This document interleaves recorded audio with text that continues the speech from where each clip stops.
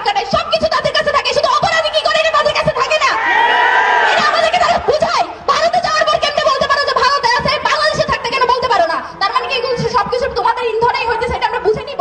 ভারতকে আমরা স্পষ্টভাবে জানাই দিতে চাই, আপনাদের কাছে যত বাংলাদেশে যখনই কোনো গুম খুন হত্যা হয়, সেই অপরাধীগুলো আপনাদের দেশে গিয়ে আশ্রয় নেয়।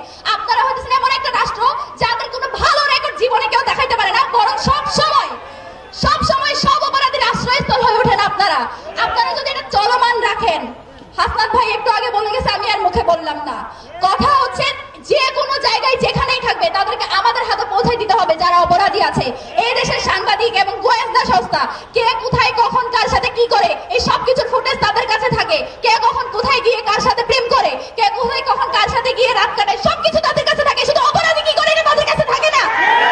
এটা আমাদেরকে তারা বুঝায়। ভারতে যাওয়ার পর কেমনে বলতে পারো যে ভারতে আছে, বাংলাদেশে থাকতে কেন বলতে পারো না? তার মানে কি এগুলো সবকিছু তোমাদের ইন্ধনেই হইতেছে, এটা আমরা বুঝে নিব।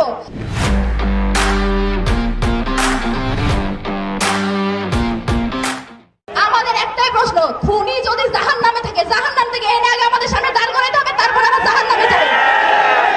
এখান থেকে স্পষ্ট বার্তা, আমরা আমাদের যে সংগ্রাম সেটা আমরা চালিয়ে যাব।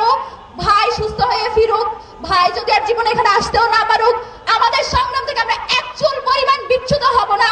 এবং এই পুরো দায়িত্বটা